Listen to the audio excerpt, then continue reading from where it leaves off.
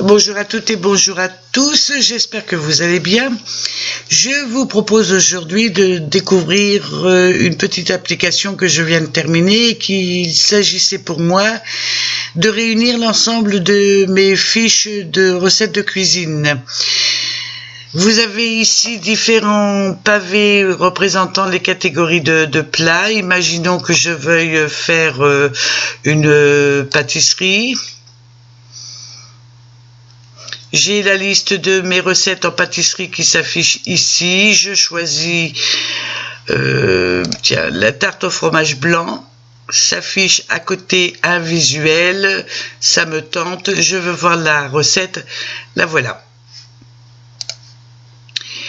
Eh bien, si cela vous met en appétit, je vous dis à tout de suite.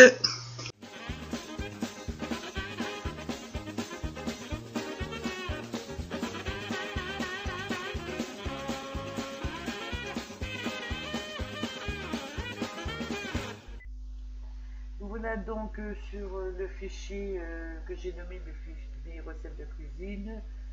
Vous pourrez le lire autrement, il n'y a pas de problème.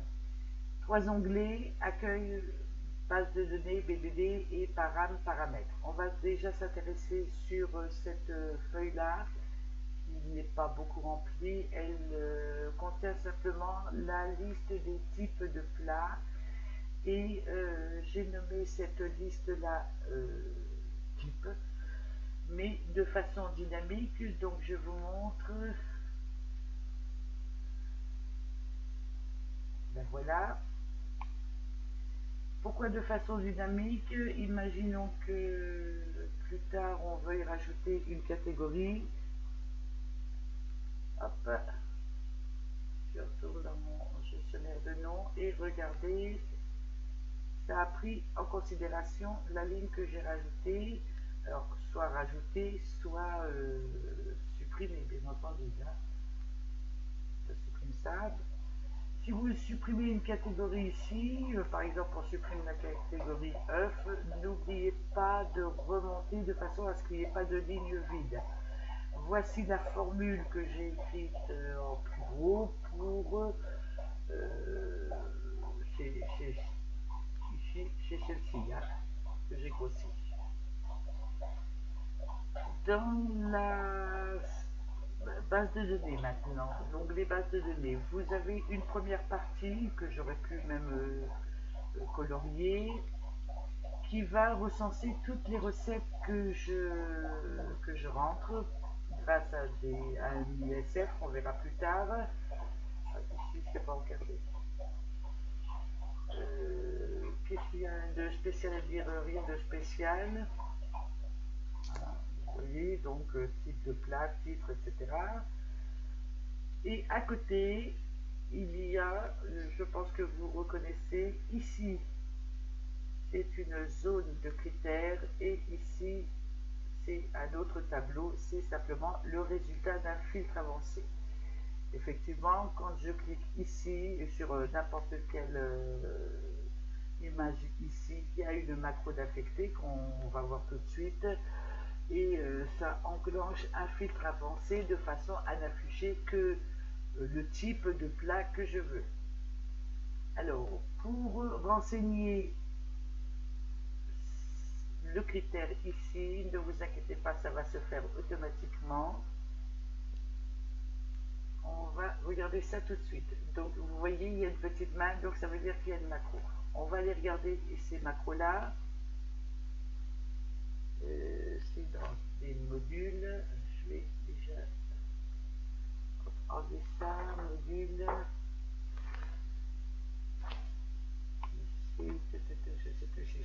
Voilà, les voilà.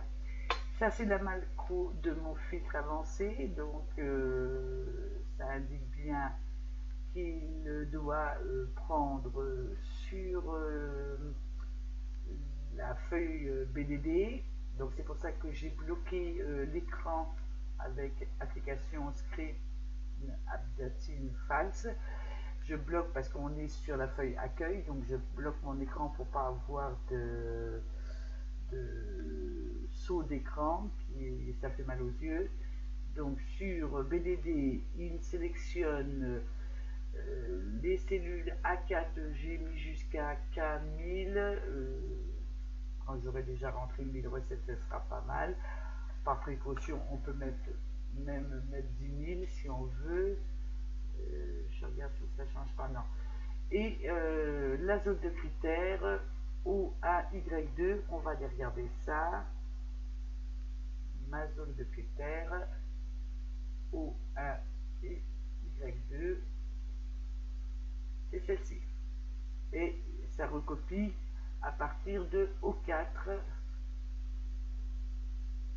Filtre, ça j'en ai pas besoin, je peux le supprimer.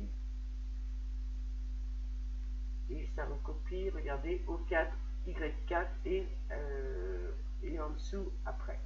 Et après, Excel revient sur la feuille accueil et je débloque l'écran. Ça, c'est le filtre avancé pour permettre d'afficher tous les plats, enfin toutes les recettes d'un type de plat. Ici, il n'y en a qu'une pour le moment. Je vous montre, je sais qu'il y a pas mal de pâtisseries. On va les regarder. Regardez. Alors, on doit en avoir une, deux, ça c'est un peu loin à compter. C'est pas grave. Il y a autant de lignes là que ici. Et à partir du filtre avancé, ce que je fais, ici j'ai rentré une formule à partir de la ligne 5 et je dis que si la cellule P5 de BDD, donc on va les regarder, P5, la voilà, c'est celle-ci. Si elle n'est pas vide, à ce moment-là, tu m'indiques ce qu'il y a dans P5, sinon tu ne me mets rien. Et juste à côté, je ferme pour le moment cette image-là, juste à côté, je vous le montre. Je vous expliquerai pourquoi plus tard. J'ai masqué une colonne, je vais l'afficher. Ça me reprend en même temps le chiffre que l'on trouve ici.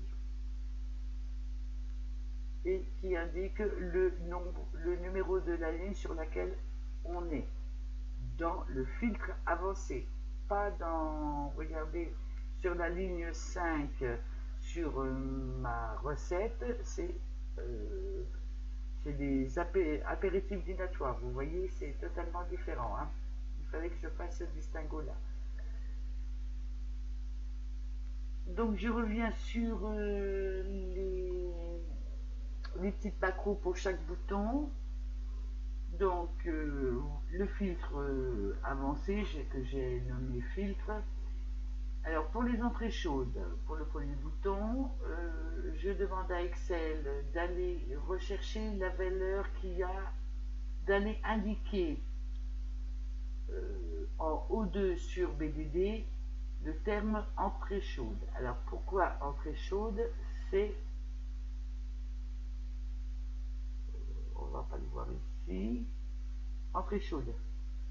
Parce que j'ai choisi ici entrée chaude. Hein?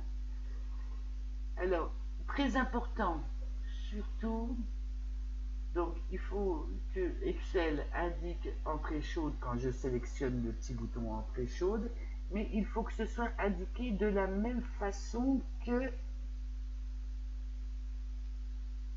qu'ici, ou alors qu'ici. C'est-à-dire pas le mettre en majuscule, etc. Hein, parce que sinon, cette commande-là en O2, c'est la zone de critères. Donc si on écrit d'une autre façon, Excel ne trouvera pas, en comparant A4 à K10000, il ne va pas trouver de entrée chaude si ce n'est pas écrit de la même façon. Ensuite, toujours sur le même bouton, Excel va indiquer sur la feuille accueil en cellule N2, là par contre, entrée chaude en majuscule, ça correspond à ça. Alors, je l'ai caché. N2, c'est ça. Mais pour que ce soit plus esthétique, ce que j'ai fait, j'ai mis une forme et pour rentrer le texte, eh ben, je dis simplement que c'est égal à N2, c'est-à-dire ce qu'il y a en dessous de la forme N2. On est bien en N2, tout simplement.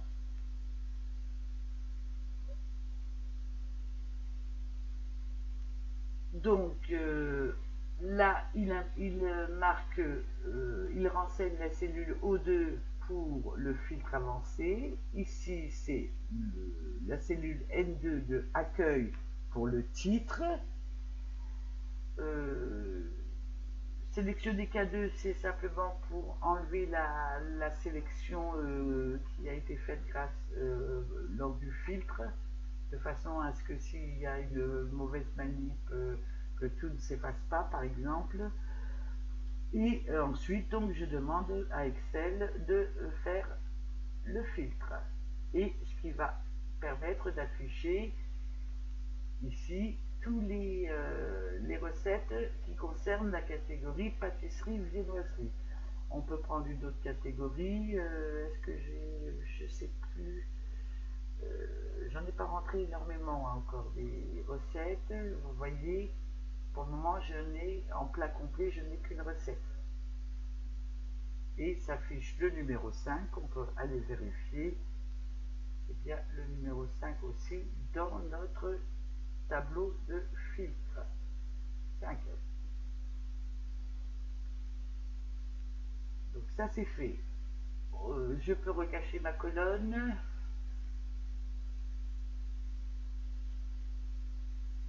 Voilà. Qu'est-ce qu'on a d'autre? Ah oui, on a une chose à voir aussi que je vous montre tout de suite. Alors, j'avance prudemment parce que c'est une macro qui est affectée au bouton et je ne voudrais pas enclencher la macro. Alors ça par contre, ça ne devrait plus exister. Je ne vois pas pourquoi il y est. Il faudrait que je regarde. Regardez, vous avez ici un chiffre. Et ce chiffre-là va nous permettre de mettre en forme cette cellule. Vous voyez, quand j'appuie dessus, hein, que je choisis une recette, on va prendre pâtisserie. J'aurais dû faire mon image, voilà. Je prends n'importe laquelle et aussitôt, vous voyez, ma ligne s'affiche en jaune. C'est une mise en forme conditionnelle et j'ai besoin de ce renseignement-là. Alors, je vais vous montrer où est-ce qu'on la met. Ici, ce ne sera pas dans un module, mais directement dans la feuille. Voilà la macro. Et je lui dis, alors je suis en train de regarder en même temps pourquoi B2, d'accord. A2, je ne sais pas pourquoi. Alors, je lui demande, chaque fois que j'appuie sur une cellule de la colonne N, je lui demande qu'il aille mettre en B2 sur la feuille accueil, bien entendu, là,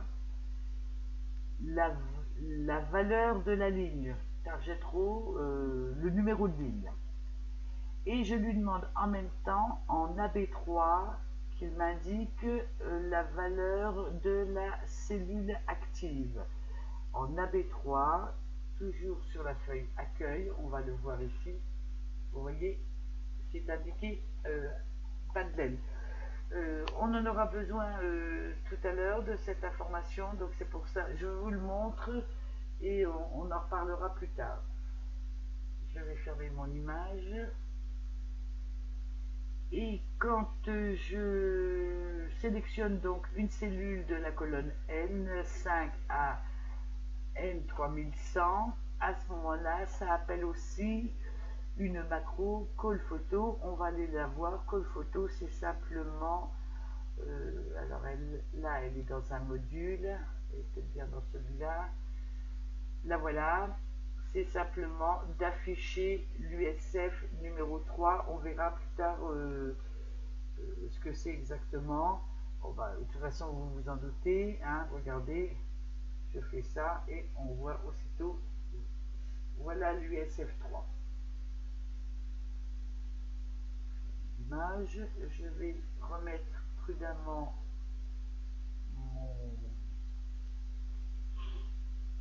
mon image. Alors, je la mets, vous voyez, au-dessus du chiffre, on n'a pas besoin de le voir. mais il est important quand même. Hop, est-ce que je voulais bien... Voilà, je pense que ça va être bon. Ok. Qu'est-ce qu'on a d'autre à voir? On a vu ça. Alors ici, ce sont donc des mises en forme conditionnelles. On va les voir. Gérer les règles de cette feuille. Il y en a 3. Donc celle-ci, vous savez, quand j'appuie sur une cellule de la colonne N, je vous montre à quoi ça correspond. Je lui dis donc 2 conditions, d'où le et. Si, alors je vais grossir en espérant que je pense à réduire après, si N5 est différent de rien, c'est-à-dire s'il y a quelque chose dans la cellule dans laquelle je me trouve. Ça, c'est la première condition. Et la deuxième condition, si mon numéro de ligne de la cellule où je suis est égal à B2, vous savez, le fameux petit numéro que l'on a caché ici, si ces deux chiffres-là sont égaux, à ce moment-là, tu me colorises la cellule en jaune et tu me mets un caractère gras et italique. C'est tout simple. Donc ça met entre guillemets en surbrillance la cellule active. On va passer, tant qu'on est dans les mises en forme conditionnelles, on va tout de suite s'intéresser à celle-ci. C'est pour donner un petit effet tableau. Je ne voulais pas de tableau, donc j'ai imité un effet tableau. On va prendre celle-ci. C'est pareil, 2 conditions. Si n, alors ça commence à n5, hein, c'est pour ça que vous voyez n5, mais après ça sera n6, n7, etc. Vous voyez, j'ai figé la colonne, mais je n'ai pas figé la ligne. Donc si n5 n'est pas vide, ça c'est ma première condition, et mode, ça veut dire, c'est une fonction qui vous donne le résultat d'une division. Si en divisant le numéro de ligne par 2, il reste 1, donc mode égale 1, à ce moment-là, tu me colorises la cellule en rose ou orange clair et tu me l'encadres. Et pour la deuxième, vous allez tout de suite comprendre, toujours la même condition, si n est donc la ligne, ça sera peut-être 5, 6, 7, etc., n'est pas vide, et que la division de ma ligne par 2, il y a pas le résultat, le reste est égal à 0, à ce moment-là, tu me colorises en un orange un peu plus foncé et tu me l'encadres. J'applique. Voilà pour les mises en forme conditionnelles. Donc on a vu les petites images ici qui sont affectées par des macros, hein, je vous les remontre. C'est pas celle-ci, c'est pas celle-ci, c'est tout celle-ci. Donc il y en a un certain nombre, autant qu'il y a 2 types de plats. Elle n'est pas très longue, hein, il suffit de faire la première, ensuite vous faites un copier-coller et surtout vous pensez à changer vos noms de macros. Je vous rappelle aussi un pas d'espace, vous mettez un trait de soulignement. Ce qui est important, c'est que ça, ce soit écrit de la même façon que dans la colonne A de la feuille PDD pour pouvoir faire le filtre avancé. Et puis voilà, quand même assez rapide. Je suis en train de regarder, j'ai bien mis mon filtre partout, oui, ça devrait être bon. Ok, je vais faire une petite pause, je vous retrouve tout de suite. On va maintenant s'intéresser aux 3 USF.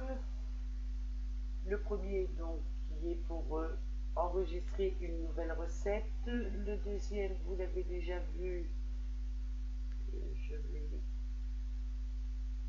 le rappeler, c'est celui-là qui affiche la photo du plat. Et le dernier, ah bah, je recommence. Je veux voir la recette. Donc voilà, le troisième USF, c'est celui-là. Je passe en VBA. On va s'intéresser à l'USF 3. Le voilà. Vous avez ici une zone image que l'on dessine grâce à cet outil. Deux boutons de commande et une text box. Pourtant, regardez, on ne la voit pas. Alors, j'ai fait exprès de faire ça parce que la text box, elle va se remplir automatiquement. Donc, c'était pas la peine de la faire afficher. Par contre, pour la rendre entre guillemets invisible, voilà comment on fait. On se met donc sur la text box et dans propriétés, on a visible et là par défaut c'est vrai et là on met faux. Elle existe, on peut dans un code y faire référence dans une ligne d'instruction, mais on ne la verra jamais. On va maintenant passer au code de cette USF. L'initialisation de l'USF. En premier, j'ai prévu donc de mettre mon USF à droite de mon écran. Alors là, toujours pareil. J'aurais dû vous le montrer tout de suite. Dans Start Position. Alors, où est-ce que je vais trouver celui-là? Est-ce que je le vois ici? Non.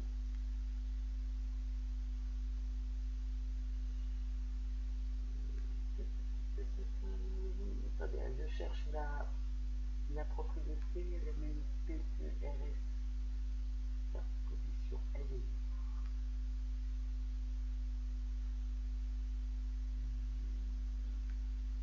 Ça. Oh, ben, c'est pas possible ça.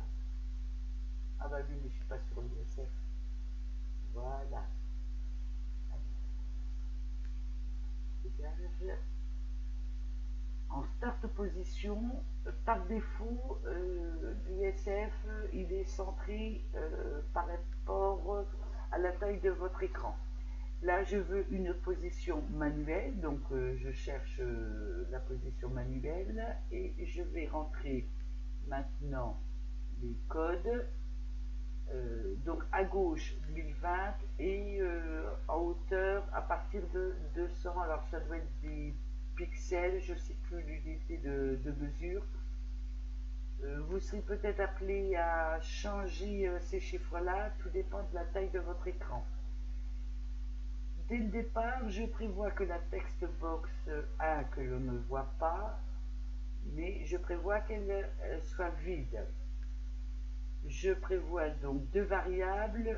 La première variable J qui est donc le numéro de ligne de ma cellule active et la deuxième variable qui est ce que Excel va trouver en ligne active et colonne 15. Colonne 15, ça correspond à la colonne O.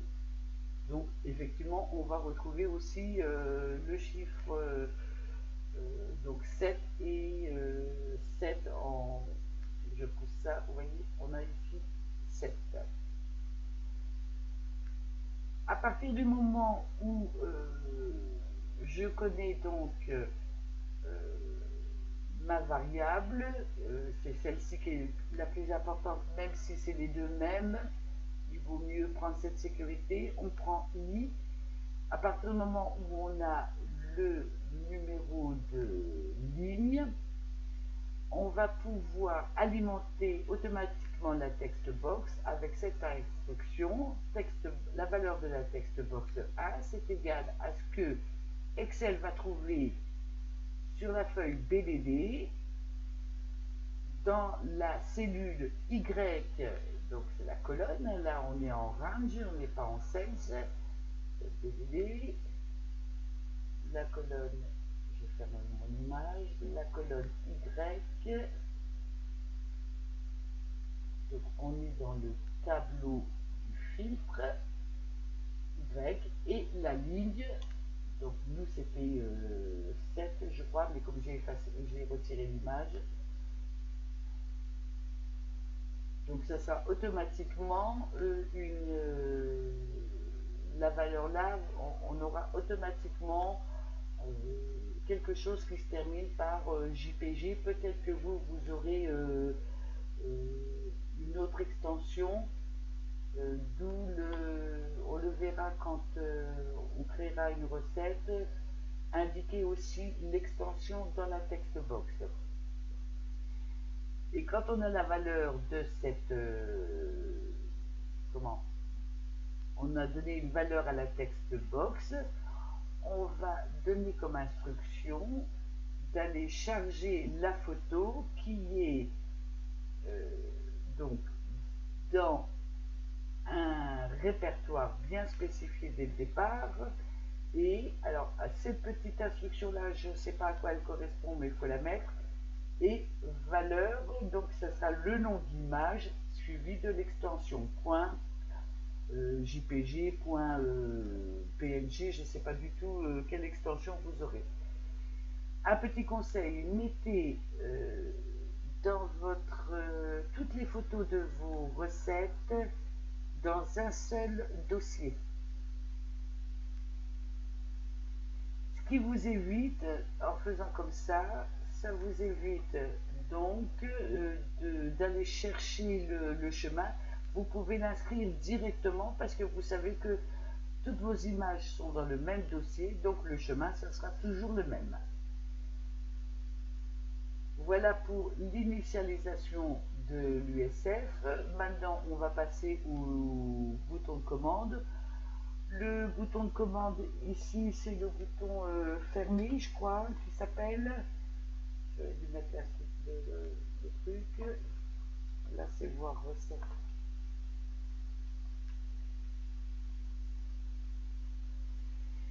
Bon, bah fermer, c'est simplement embody. Hein.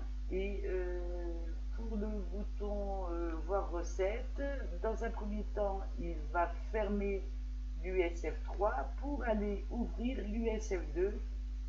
L'USF2, c'est ma macro que j'ai appelée recette. On va aller la voir, la voilà.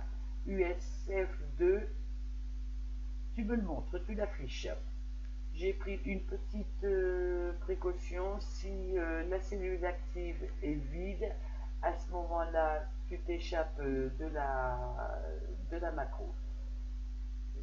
Est-ce qu'on aura, oui, regardez par exemple, si je clique ici, il n'y a pas d'USF3 qui s'affiche et il n'y aura pas non plus d'USF2 qui s'affichera puisque c'est vide. On va passer maintenant à l'USF, lequel on va prendre. On va prendre le premier. Le voilà, donc c'est création d'une nouvelle recette. Donc c'est tout simple. Ce sont partout des text box, sauf ici où on a affaire à une combo box. J'ai mis en jaune pour attirer l'attention. Effectivement, il faut absolument remplir ici. La text box 10, c'est bien de la remplir aussi. Si vous ne la remplissez pas, parce que vous n'avez pas de photo de votre recette, par exemple de votre plat, ne vous inquiétez pas, j'ai pris une mesure de sécurité. Deuxième chose, c'est pareil ici. Imaginons qu'on ait une recette très très longue qui dépasse le cadre de notre text box. J'ai prévu de mettre, vous voyez, une scroll bar verticale, c'est-à-dire un petit ascenseur comme ici. Vous voyez le même principe que ça. J'ai prévu aussi ici, alors je crois que ici j'ai prévu et dans ce sens-là et dans ce sens-là. Bon, c'est très rare que j'ai des ingrédients qui prennent plus que la largeur de ma text box, mais on ne sait jamais. Et la dernière chose, c'est ici aussi, je crois que j'ai mis une scroll bar, je vais regarder, oui j'en ai mis une verticale. Dernière chose aussi, Alors pour celle-ci et celle-ci, j'ai prévu donc de pouvoir écrire plusieurs lignes avec en faisant des entrées. Donc pour ça, dans la boîte de propriété, tab key behavior, j'ai marqué true. Par défaut, c'est false, c'est-à-dire qu'on ne peut écrire qu'une seule ligne et puis après, pof, on est bloqué. Hein, j'ai prévu aussi, je crois, je vais voir, je vois ici, un retour à la ligne automatiquement. Imaginons que je tape ici un truc qui soit très long. Dès qu'il arrive ici, hop, comme un traitement de texte, ça va à la ligne suivante. Et j'ai prévu alors aussi pour la multiligne, il faut aussi prévoir multiligne. Ici, par défaut, je crois que ça indique false, donc il faut prévoir, bien s'assurer que c'est en true, vrai. Qu'est-ce qu'il y a d'autre à dire? Je crois qu'on a tout vu. Et donc on a un bouton de commande et ici une petite image simplement pour décorer. Hein. C'est pas l'image de Marcel, puisque je ne l'ai pas encore rentré, c'est tout à fait normal. On va voir le code. Il n'est pas très très long. L'initialisation des formes, donc là c'est pareil, j'ai prévu que mon USF s'affiche assez haut. Regardez, hein, il est bien en haut. J'ai prévu, bon, là il serait à peu près centré, pas tout à fait, mais j'ai prévu donc une start position en manuel et j'indique mes chiffres. Là pareil, il se peut que vous ayez à modifier ces chiffres là.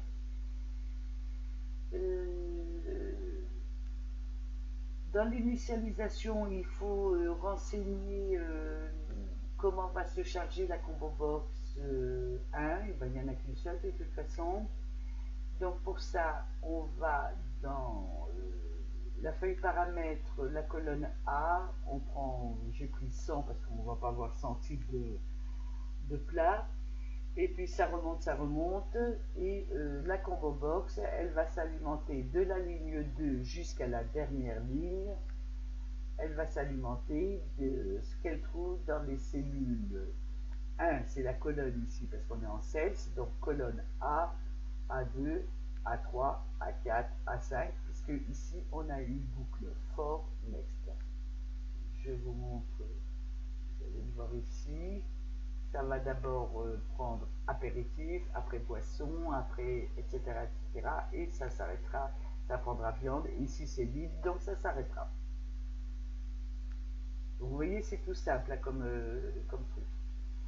Le bouton valider, donc c'est pareil, là vous connaissez le principe.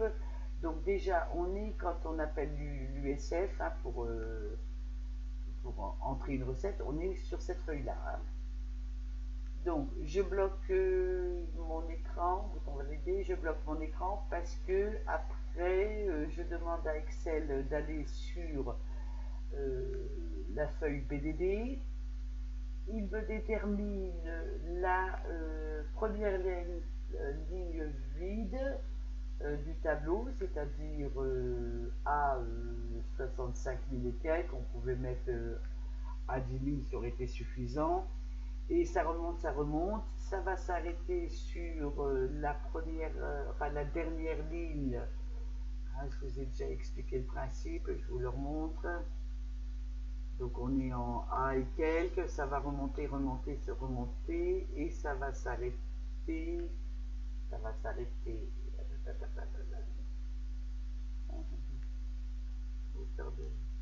va aller s'arrêter ici, puisqu'il rencontre une donnée ici, et ensuite je lui demande de redescendre 1 avec ce plus 1, donc pour qu'il se positionne ici. Sur la première ligne vierge du tableau. Au lieu de mettre vierge, j'aurais mis vide, c'était pas mal. Et ici, après, je demande à ce que Excel transfère les données qu'il trouve dans les text box et dans la combo box sur les bonnes colonnes. Donc la combo box c'est le type de plat, donc en colonne A. La text box 1 c'est le titre du plat, titre de la recette, donc text box 1 colonne B, etc. etc. On va passer maintenant à la text box 10. Vous vous souvenez, la text box 10 c'est celle-ci. Imaginons donc que vous n'ayez pas d'image particulière. À ce moment-là, je demande à Excel d'aller chercher l'image, enfin non, pas de charger l'image. Je demande à Excel qui remplisse la colonne K, c'est-à-dire celle-ci, non, là je suis dans le filtre, K. Colonne K, c'est là où on met le nom de notre photo. Le nom suivi de l'extension.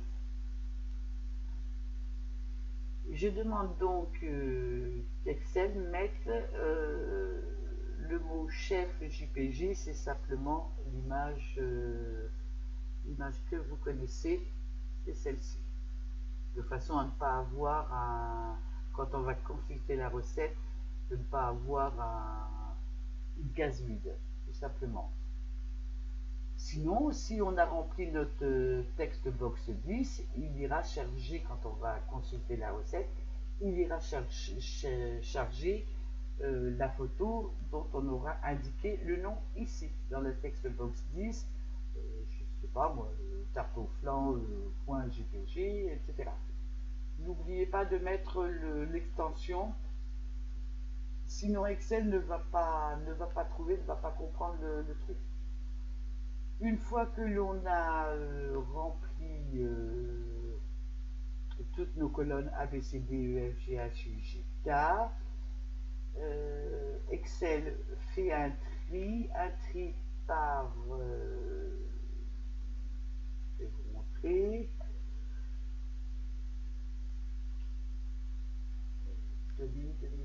données, trier, il fait un tri, donc mes valeurs, mes données ont des en-têtes. J'ai dû me tromper là parce que j'ai pas le truc. Je recommence. Ah ouais, j'ai pas pris tout le tableau.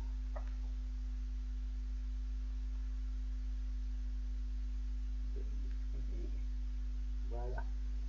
Il fait un tri par type de plat et ensuite il fait un tri par titre de recette. Vous voyez ici apéritif, apéritif, après on passe au dessert, etc. Je n'ai pas énormément de recettes d'enregistrer pour le moment. Et ensuite, donc une fois que le tri est réalisé, Excel va se remettre sur la feuille accueil. On débloque notre écran et l'USF rouge, celui-là, se ferme.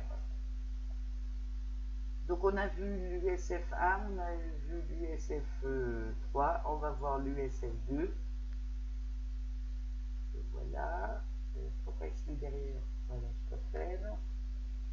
Donc l'USF 2 va simplement aller chercher dans les bonnes colonnes toutes les données. Donc on a des text box, text box, text box, text box. Pareil, je crois ici que j'ai prévu des scroll bars. Hein, si on a, oui, vous voyez ici, si on a une recette qui est assez longue, qu'on puisse utiliser l'ascenseur. Qu'est-ce qu'il y a d'autre? Donc ici la zone, alors textbox 10, vous allez voir, mais je vous le montre tout de suite. J'ai prévu dès le départ qu'elle soit comment dire, enable, vous voyez, enable false, c'est-à-dire qu'on ne puisse pas y toucher. Il n'est pas question de modifier le nom de l'image, sinon ça va foutre la zone dans la macro. Et quand on va appeler l'USF, vous verrez ici, ce sera une police grise. Qu'est-ce que j'ai d'autre à dire? C'est bon. Et puis donc les trois boutons de commande, fermer, ça va fermer l'USF, modifier, on va pouvoir intervenir dans les différentes zones pour modifier quelque chose et supprimer. On va pouvoir supprimer une recette. Allez, on passe au code. Vous allez voir, c'est pas très compliqué. L'initialisation de l'ISF, pareil, là j'ai prévu un affichage start position, vous voyez, de façon à ce que ce soit assez haut. On va prendre n'importe laquelle, hein, celle-ci par exemple, voir recette. Regardez, notre ISF se met bien en hauteur, qu'on voit bien tout le texte. Donc, ah bah ici, elle n'y est pas là. Ah bah non, il n'y en a pas besoin ici, parce que si ma recette avait été plus longue, ici on aurait une barre comme ici, vous voyez. Bon, c'est pas le cas ici. Je reprends là. Je bloque bien entendu mon écran, puisque ensuite Excel va aller chercher les informations sur BDD. Deux variables. La première, donc le numéro de ligne de ma cellule active. Je vous rappelle qu'on est sur l'onglet accueil. Ma cellule active, la voilà. Il va donc enregistrer le chiffre 7 qui est exactement le même, c'est tout à fait normal, hein, ça.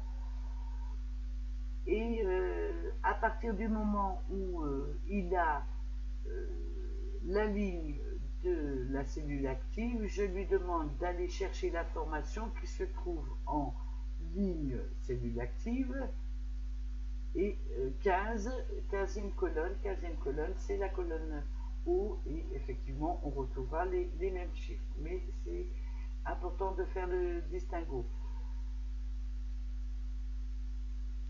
Une petite marge de sécurité, si i est égal, est inférieur à 5, à ce moment-là il s'échappe de la macro, mais ce n'est pas possible, ça commence obligatoirement à 5. Qu'est-ce que, à ce moment-là, donc pour afficher la recette, qu'est-ce que va faire Excel? Va simplement aller chercher, alimenter les text box. Il va aller les chercher dans le tableau du filtre avancé. Vous voyez, et colonne PQ, on va aller regarder tout ça. Il ne va pas aller chercher les informations ici. Regardez, on est bien en ligne 5, mais ce n'est pas, je ne sais plus ce que c'était comme recette. Il va aller chercher les informations ici. On est dans la catégorie viande. Le filtre avancé c'est fait dans la catégorie viande, et il va aller chercher les informations ici. Donc P, je ne sais plus quelle recette j'avais choisi.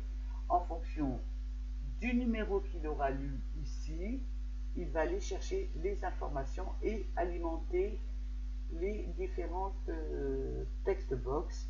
Donc ici il mettra le titre, ici il mettra je ne sais plus comment c'est l'intitulé, c'est pas là j'ai marqué divers, mais je crois que l'intitulé de ma colonne c'est remarque. Vous voyez, une petite différence.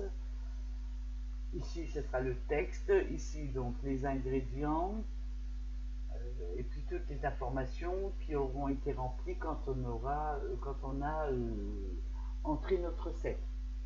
Et c'est ici, ah bah on ne le voit pas encore, il ira chercher, donc il ira ce qu'il voit dans la text box 10, donc qui est colonne Y, on va vérifier, colonne Y, c'est le nom des photos avec l'extension. Il ira, donc ce qu'il y a dans... Il ira l'afficher ici et il ira charger la photo correspondante qui se trouve dans le même, un seul répertoire, un seul dossier. Hein. Code. Voilà. Le voilà. Je charge l'image. Donc voilà mon chemin à moi. Vous, il sera certainement différent. Cette petite instruction que je n'arrive toujours pas à comprendre, et donc on incrémente, enfin c'est même pas incrémenté, c'est concaténé, et le texte, la valeur qui se trouve dans la texte box 10, c'est-à-dire le nom d'image. Il retourne ensuite sur la feuille accueil et on débloque notre écran. Vous voyez, c'est pas très compliqué. Le plus important, c'est de ne pas se tromper de colonnes. Hein. Ici, il faut bien prendre les colonnes du filtre avancé. Sinon, il va vous donner une recette qui est totalement différente de la recette que vous avez demandée. On va passer au bouton, le bouton modifier la recette, tiens, pourquoi pas. Et hop, on y va. Le principe est pas très compliqué non plus. Ce dont a besoin Excel, c'est de savoir le numéro de la ligne où se trouve la recette. Mais là, pas dans le filtre avancé. Ici, c'est ici qu'on va apporter une modification. Et il a besoin de connaître le numéro de ligne. Et souvenez-vous, le numéro de ligne, on l'a. Voilà. Ici, on a le nom de la recette parce qu'il a été recopié ce qui se trouvait en AB3. AB3, souvenez-vous, c'est ce qu'on a été caché ici. Donc, il reprend le texte là et ici, donc le numéro de ligne que l'on obtient grâce à la fonction équilibre. Donc, cette formule-là, elle veut simplement dire d'aller chercher ce qui se trouve en AB1, donc pour les cocottes grand-mère, d'aller le chercher dans la colonne BB, parce que c'est dans la colonne B que se trouvent tous les titres de mes recettes, valeur exacte, et ça va renvoyer le numéro de ligne. Donc on en était à combien, je crois, que je rentre 32. Et ben on va s'amuser tous les grands-mères, tous les cocottes grand-mères.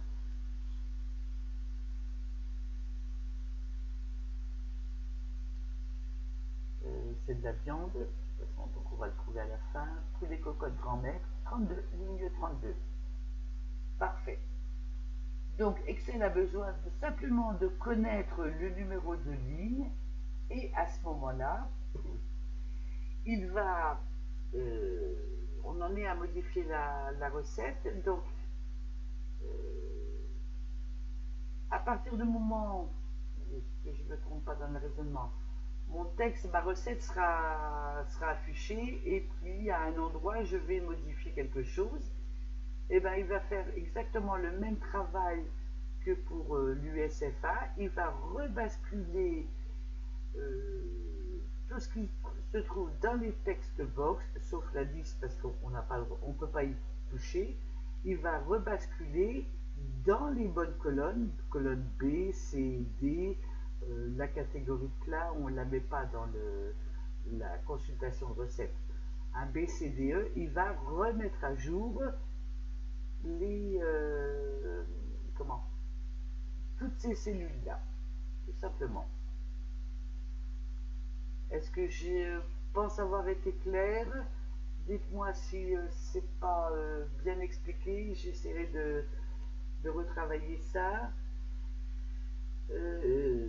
Ici donc mon image de toute façon reste exactement la même puisque je n'ai pas touché à ma texte box 10 puisque elle est intouchable.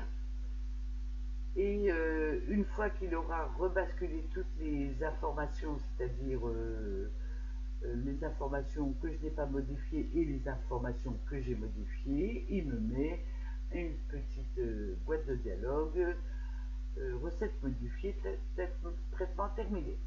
Et on retourne sur la feuille accueil. En arrière-plan, on refait un filtre avancé pour tout mettre à jour et on débloque notre écran. Maintenant, on va passer à la commande supprimer. Le raisonnement est à peu près le même. C'est-à-dire que Excel, voilà, supprimer la recette, hein. On bloque notre écran, on annonce, on déclare une variable de type numérique. Pourquoi j'ai deux fois mon écran bloqué là?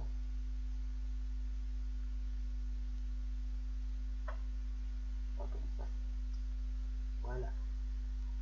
Donc, on déclare une variable de type numérique et cette variable-là, elle est égale à ce qui se trouve en AB2, c'est-à-dire le fameux numéro de ligne. Alors, si j'ai pas modifié le truc, les cocos de grand-mère, la ligne 32, il a besoin de ça. Ce qu'il va faire, à partir du moment où il connaît ça, il va se positionner en A32. Ici, il va sélectionner tout ça, donc de A à K, et il va effacer, il ne va pas supprimer la ligne, il va effacer ce qui est dans les cellules. Cette instruction, la voilà. Cells I1, c'est-à-dire colonne A et puis le numéro 10 en fonction de AB2, jusqu'à colonne 11, c'est donc K, toujours la même ligne, 32, tu me l'effaces. Clear Contents, effacé. Après, Excel effectue donc un tri. À partir du moment où il effectue un tri, ben c'est simple, la ligne qui a été effacée, elle va être basculée vers le bas. On refait un petit filtre pour tout mettre à jour et surtout on efface les text box. Alors ici la text box 10 où il y a le nom d'image, elle est active, on peut la modifier. Et je lui dis, comme la text box 10 où il y a le nom d'image, elle devient vide, je ne voulais pas laisser une zone image vide. À ce moment-là, je lui demande de charger l'image point d'interrogation, enfin interrogation, je vous montre, donc toujours le même dossier, la même formule avec ce petit truc là que je n'explique pas, et interrogation, c'est interrogation JPG. Et on reprend notre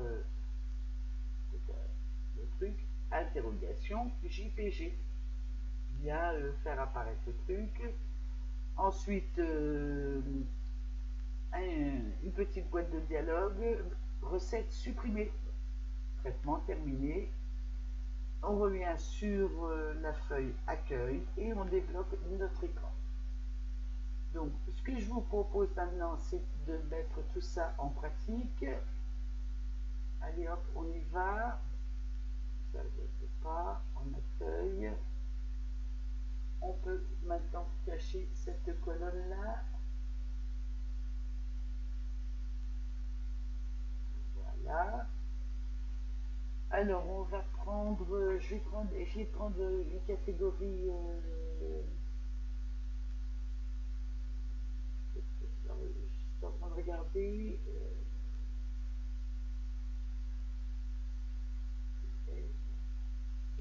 D'accord.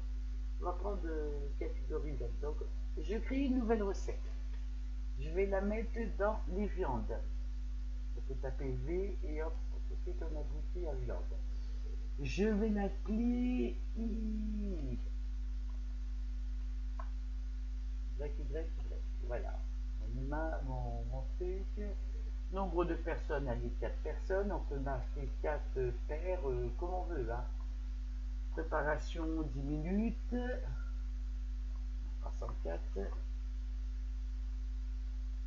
Ils sont 30 minutes. En divers, qu'est-ce que je peux mettre en divers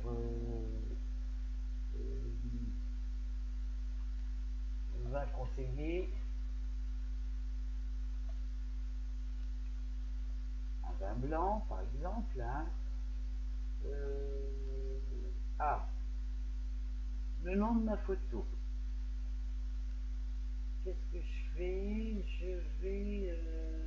Je vais faire exprès de le laisser vide, le nom de la photo. Normalement, devra s'afficher cette image-là. En ingrédients, allez hop, on y va. R, S, I, R. Non, je l'ai déjà lu, enfin, peu importe. Ma recette. Et hop, je fais ma recette. Voilà.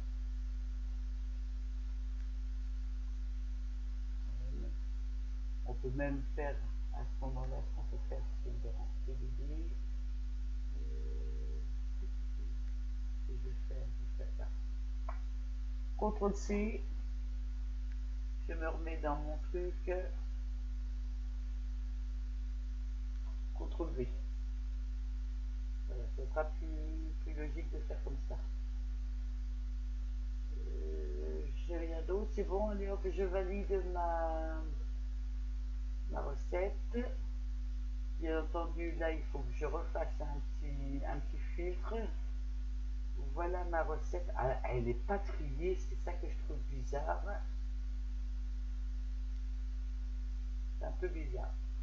Vous voyez, j'avais pas mis de nom d'image, donc ça m'affiche le petit bonhomme. Je veux voir ma recette, mon petit bonhomme, en divers, donc correspond à remarque, va concilier du blanc, voilà, je retrouve tout. Regardez ici, le nom de mon image, je ne peux pas y accéder. J'ai rendu inactive ma text box, même si elle est affichée. On retrouve bien toutes les informations. On va maintenant modifier un truc. On va pas mettre blanc, mais on va mettre rouge à température ambiante. Voilà, qu'est-ce qu'on peut changer? Et puis ici, on va enlever la ligne qui contient les M. Je modifie. Recette modifiée. Ok. Je vais fermer ça me dérange un peu, ça. Je vois ça. Je rappelle des viandes. C'est pas chaud, pas grave. Voilà ma recette. Je veux voir ma recette. 20 conseillers, rouge à température ambiante. On a bien les M qui ont bien disparu. Ben maintenant, je vais supprimer cette recette. Supprime. Êtes-vous sûr? Oui. Ça prend un peu de temps. Recette supprimée. Ok. Et regardez, on a notre point d'interrogation. On peut donc fermer l'ISF. Et regardez ici, le I, c'était I, je ne sais plus quoi, a disparu. Et s'il a disparu, c'est parce qu'il a disparu d'ici. Et par conséquence, il a disparu de notre filtre avancé aussi. Bon, que ce ne soit pas classé par ordre alphabétique, enfin oui, alphabétique, que ce ne soit pas trié, ça n'a pas une grosse importance. Hein. C'était une question de présentation. Je trouvais logique que ce soit bien classé par ordre alphabétique. Il faudra revoir ce problème, mais ça ne joue en rien sur la fonctionnalité de cette application. Et bien, je crois qu'on a fait le tour de la situation, comme je dirais. J'espère que ce tuto vous a plu et puis n'hésitez pas à m'interpeller hein, s'il y a une chose que je n'ai pas bien su expliquer, je tâcherai d'y revenir et puis je vous dis à très bientôt. Au revoir. Je reviens rapidement sur le problème de ma macro tri. J'ai trouvé l'erreur et je me suis rappelé que je ne vous ai pas présenté cette macro. Donc ce que je vous propose, c'est de le faire tout de suite. je ne m'embête pas dans ce genre de situation, j'utilise l'enregistreur de macro. Donc on y va, je sélectionne BDD, ensuite je me mets sur la cellule A4 et j'active l'enregistreur de macro. Alors là, je vais l'appeler tri. Ok. À partir de ce moment-là, tout ce que je vais faire est enregistré. J'appuie sur la touche F8 pour utiliser l'extension. Voilà, je suis à la fin de mon tableau et je vais bien au-delà de mon tableau. Donc, et hop, on descend, descend, descend. Voilà, c'est déjà pas mal. 3000 recettes, c'est pas mal. Ensuite, données, trier. Bon, il reprend les mêmes critères. Mes données ont des en-têtes. Le premier tri se fera donc par plat de A à Z. Le deuxième par titre de recette. De A à Z, je fais OK. Et ensuite, je me mets en A2 pour enlever la sélection et j'arrête mon enregistreur de macro. On va maintenant regarder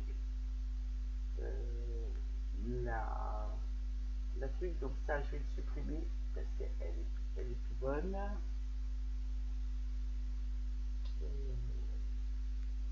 Caractère, non, c'est pas ça que je voulais. C'est celui-là et je vais le réduire. Voilà. Là voilà mon tri. Alors, vous voyez, vous avez des choses là, le scroll, etc. On va supprimer tout ça. Voilà. Ce qui est important, c'est ça. A4, A4 2548, donc tout ce qui est au-dessus, hop, je le supprime. On n'en a pas besoin. Je vais supprimer ça aussi, j'en ai pas besoin. Et ça aussi, je garde bien entendu le nom de ma macro. Et je supprime. Et voilà. Ah, qu'est-ce qu'il y a encore là? C'est encore, je n'ai pas encore assez sélectionné. Voilà. Ça aussi, je supprime. Pour n'avoir que ça. Mon erreur, ici, j'avais pas mis un bon numéro de ligne, je m'étais arrêté à 30, j'avais tapé 30 au lieu de 3000 et c'est pour ça que le tri ne se faisait pas. Et bien voilà, là maintenant c'est fait. Ce qu'on peut faire, comme c'est dans un module supplémentaire, je vais le couper et je vais le remettre dans le module 1. Là, et je code. Là, dans le module 3, il n'y a rien à voir, donc on peut supprimer le module 3. Le 4, je vérifie avant de le supprimer. C'est pas la peine de garder les modules vides. Le 5, derrière non plus. Pas enregistré. Et le 6, normalement il n'y a plus rien. Je supprime.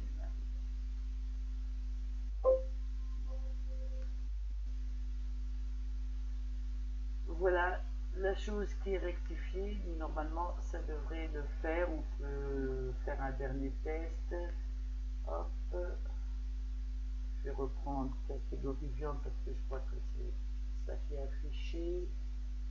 Je mets oui, pas plus. Le reste, je n'en ai pas besoin. Je valide. Je fais un petit filtre. Et voilà, c'est bien classé par ordre alphabétique. Et ici, maintenant, je veux voir la recette pour la supprimer. Êtes-vous sûr? Oui. D'accord. Supprimer. OK. Je peux fermer mon ISF et le II est terminé. Voilà le correctif. Et bien, je vous dis à une prochaine fois. Au revoir.